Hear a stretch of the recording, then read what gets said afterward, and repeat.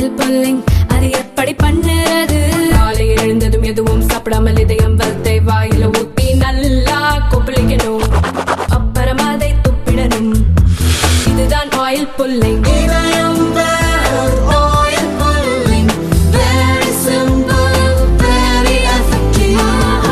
ஊடகத்துறையில் பிற்பட்ட வகுப்பைச் சேர்ந்த ஒருவர் கூட முக்கிய பொறுப்புகளில் இல்லை என்று மக்களவை எதிர்க்கட்சித் தலைவர் ராகுல் காந்தி பேசியிருப்பது சர்ச்சையை ஏற்படுத்தியுள்ளது.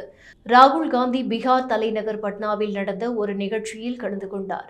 அப்போது அவர் பேசுகையில், ஜாதிவாரி கணக்கெடுப்பு நடத்தினால் இந்தியாவில் பட்டியலினத்தவர், பழங்குடியினர், சிறுபான்மையினர், ஓபிசி பிரிவினர் மற்றும் பொருளாதாரத்தில் பின்தங்கிய பொது பிரிவினர் எத்தனை பேர் இருக்கிறார்கள் என்பது தெரிந்துவிடும்.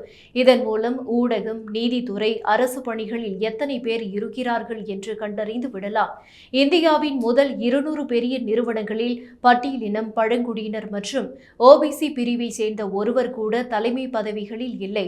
ஊடகத்துறையில் பட்டியலினம் மற்றும் பழங்குடியினத்தைச் சேர்ந்த ஒருவர் கூட உரிமையாளராகவோ, செய்தி ஆசிரியராகவோ, நெறியாளராகவோ இல்லை. இந்தியாவின் பட்ஜெட்டை 90 உயரதிகாரிகள் தீர்மானிக்கின்றனர். இதில் 3 பேர் மட்டுமே பட்டியலினத்தைச் சேர்ந்தவர்கள். அவர்களுக்கு கூட முக்கிய பொறுப்பு வழங்கப்படவில்லை.